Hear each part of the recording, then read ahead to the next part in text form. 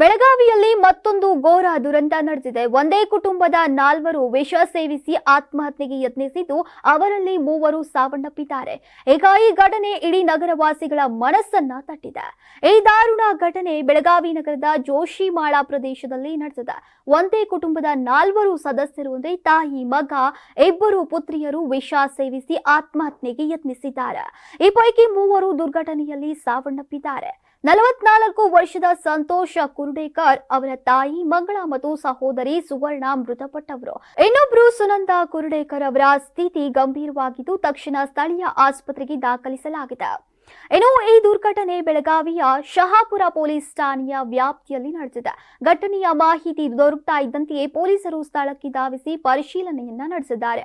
ಪ್ರಾಥಮಿಕ ತನಿಖಾ ಪ್ರಕಾರ ಆತ್ಮಹತ್ಯೆಗೆ ಕಾರಣ ಏನೆಂದು ತಿಳಿದು ಬಂದಿಲ್ಲ.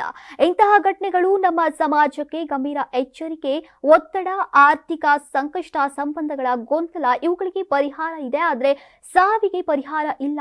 ತಕ್ಷಣದ ಕಾಲಹರಣದಲ್ಲಿ ಆತ್ಮಹತ್ಯೆ ಮಾಡುವ ಬದಲು ಸಹಾಯವನ್ನ ಹುಡುಕಬೇಕಾಗಿದೆ ಅಷ್ಟೇ.